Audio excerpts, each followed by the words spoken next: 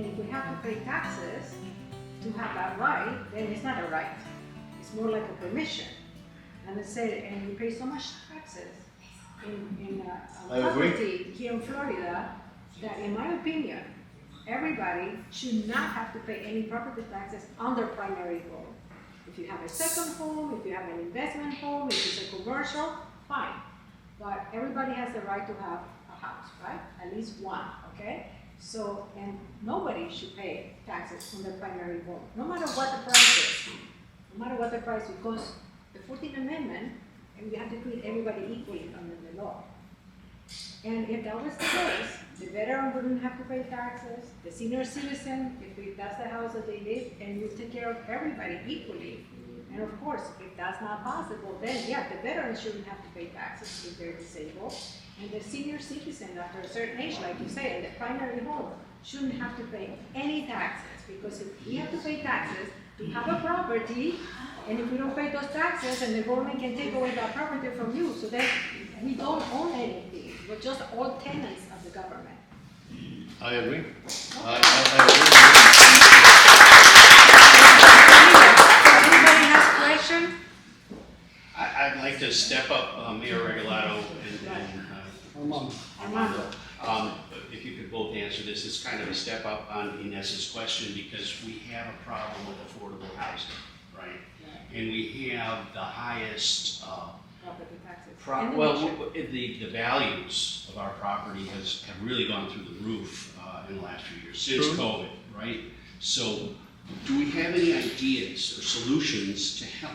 We have, like you were saying, we have money parked with people that don't live in these places. Yeah, but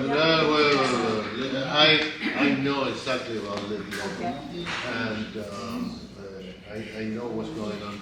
Affordable housing, I know, because when I left the city, last thing I did is to push for a vote on the bond issue. I called the bond issue Miami Forever. $400 million, $250 million for resiliency and sea level rise, and $100 million for affordable housing. Now, here's the thing.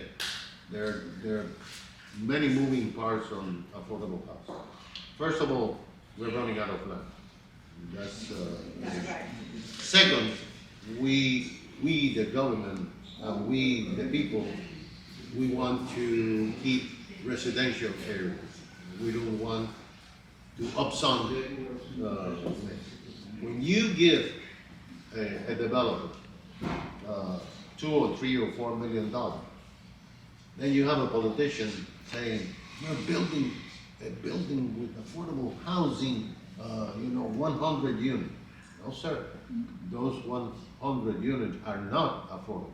You give the developer $3 or $4 or $5 million, like I did, and you get maybe 25 affordable units for 20 years that you cannot raise of the level of the median income of the worker. The others are marketplace. The other units are market rate. So I think I think that we need to address this in several areas. Number one, the property appraisal, the next property appraisal. And by the way, Pedro Garcia has done an extraordinary work organizing the office that was not very organized back in the other decade. But we have to be part of the conversation of the insurance crisis. We have to be part of the conversation of the live local and the different aspects of affordable housing. But we also need to have some kind of relief for property owners who own apartment buildings, because we cannot have rent control. It is illegal in the state of Florida. And rent control is bad for the market and for the people. So I think that we have to look to Tallahassee. when we have the new administration, we can look to Washington now to get more funding for affordable housing. We need to understand that sometimes we have to go vertical, and I think that we can do it. I think that we can do it because, listen,